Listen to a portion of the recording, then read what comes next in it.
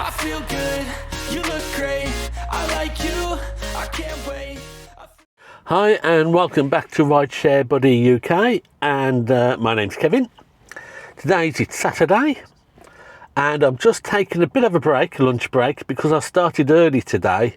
I started at just after 10, mainly because the rail strike is on and you can normally get some good runs out of Newport during the rail strike. I'm just on my way back from my first drop in Bristol. 3 lads going down to the football at Millwall versus Swansea. So I've taken them down to Temple Meath from Newport Station, and that was about £36, and I did a local one before, no, £39. And before them I did a local one for £6. So I got about £45 on the clock in just under 2 hours. So I've stopped off at my services for a quick drink and a burger and to get myself ready. I haven't worked for the last 3 days, because all the warning lights came on. I had a passenger on board going to Monmouth at the time, and I had to sort of drop him off and get him to order another car from Cauldron roundabout. But the water pump went on, so the car had to go to the garage. It's had a new water pump fitted, and it's also had a full service at the same time. This is one of the benefits of renting a car. When something major like that goes wrong, you don't have to worry about it. You don't have to worry about hitting bills or anything like that. And that's really one of the things I want to sort of discuss today. Is on the way to pick the car up yesterday, I was with Andrew from Taxi Rentals in Cardiff, where I rent this Prius from, and he had a couple of cars in the lot just come in. One was an Ioniq Premium SE, which is going out on rent, and that's a 70 plate, and the rent is £220 a week. That's all included, all servicing, maintenance, repairs, insurance, breakdown cover and stuff like that. And the other car he's got is a used Kia Niro, again a hybrid. The Ioniq is a hybrid, the Kia Niro hybrid. It's about a year old. It's been it's going out for rent to buy. Now that's at £209 a week. It includes servicing but nothing else. So any repairs, I'd have to pay for repairs. Maintenance, such as replaceable road tyres and filters and stuff, I'd have to cover. Insurance I'd have to find. The cost of plating would have to be covered. I'd have to provide my own breakdown cover, but I've got that with Uber Gold on the AA. And that's going out at rent to buy at £209 a week. Now my budget is £250 a week, and that has to include everything. It has to include the cost of the car, the insurance, the plating, maintenance, set aside a budget for repairs and breakdown and everything like that. So that's my budget, £250 a week, which is why I like rental, because you know what you're going to pay out every week. And that Ioniq does seem a really good deal. It's a premium, it's got leather interior, it's better on the fuel economy than the Kia Hybrid, and it's got more boot space than the Kia Hybrid, but there are a few issues with it, and this is what I want to ask you. If you're driving the Ioniq Hybrid, let me know your thoughts on these issues, because I really am swayed towards the Ioniq. So the biggest issue I have with the Ioniq is the headroom in the back. It's quite a narrow car anyway. It's narrower than the Kia Niro, and the Ioniq it's about the same width as, probably the same width as the Toyota Prius, but it's got that back sloping roof. So anybody over sort of 6 foot, they're going to hit their roof and their head on the roof, and that's not very good for passenger comfort. And I am a little bit concerned about that. So if you're driving the Ioniq Hybrid or the Ioniq, how does your passengers react to the back of the car? Do you have issues with people, especially taller people? I know I sat in the back of this Ioniq Premium, and it did feel very claustrophobic compared to sitting in the back of the Kia Niro.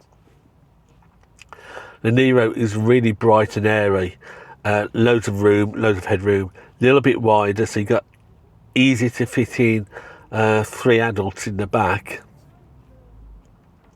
With the Ioniq, it's a little bit tighter, and the headroom means people are going to be hitting the head on the roof.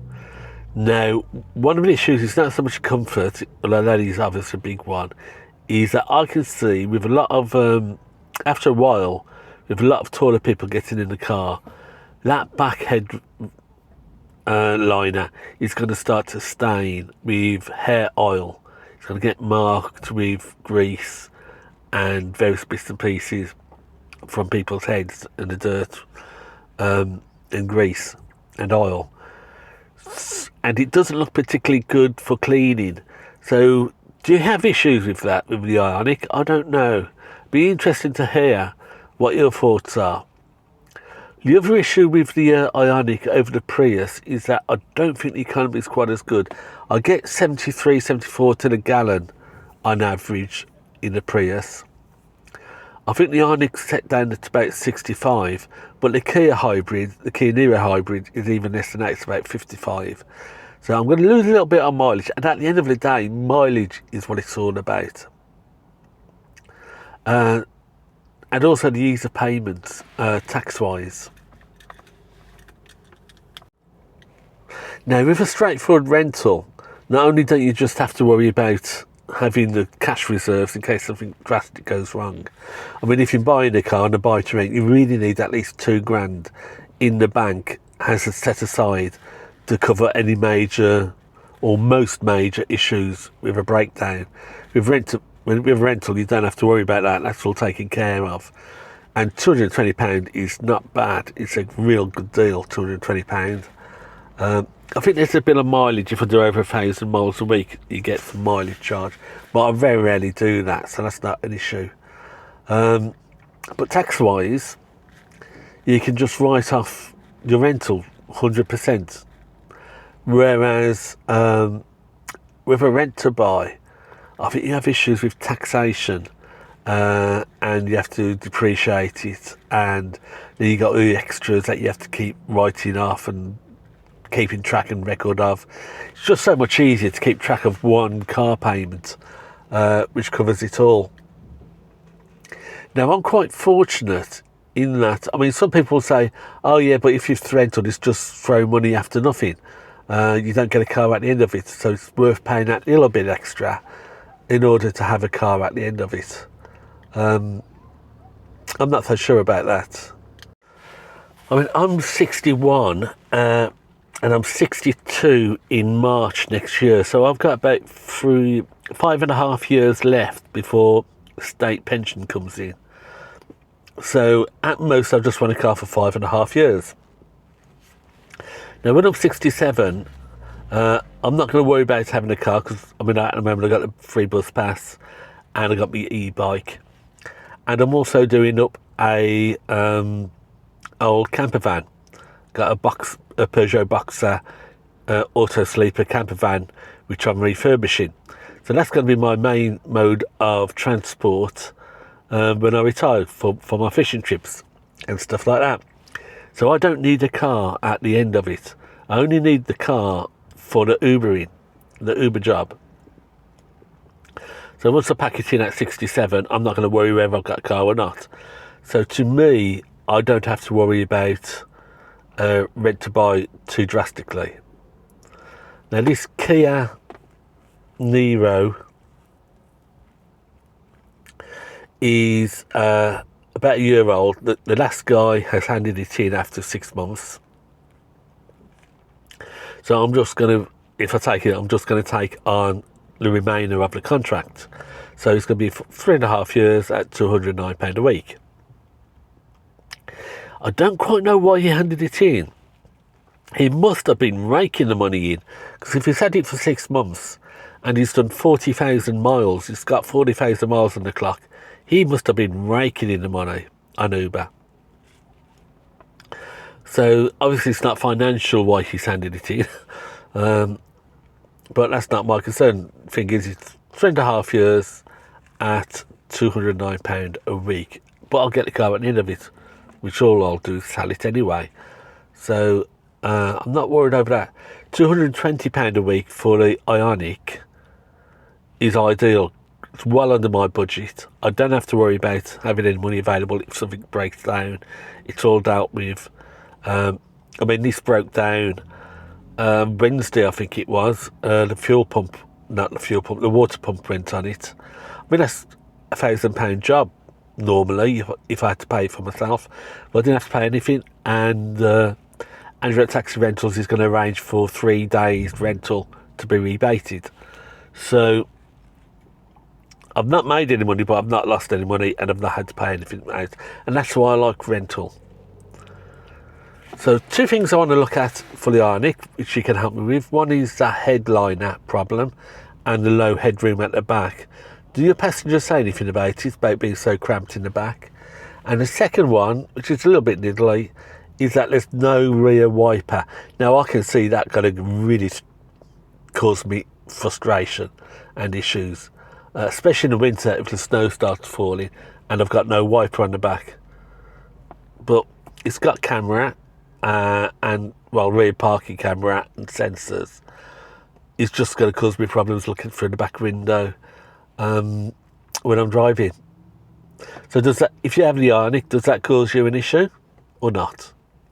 So 2 things I'd like to hear from. And what would you do if you had the choice between a rent-to-buy Kia Niro or a fully expensed rental Ioniq Premium at £220 a week? I've got a day to think about it, so rapid replies would be great. But until next time, thank you for watching, and happy travels, and stay safe and make a profit. Well, actually, here's another little bit of a bonus for you. As you know, I've got my private hire operator's licence now, so I'm taking my own bookings. I've taken a couple of Bristol airports. I've got my cards. I got my cards in the front, in the centre well. But how do I display them in the back? Is there any sort of holders that can go over the headrests or anything like that? If you know something of a solution, let me know in the comments. All ideas are greatly welcome. I really do need to get these cards out and get my own airport transfers on the go.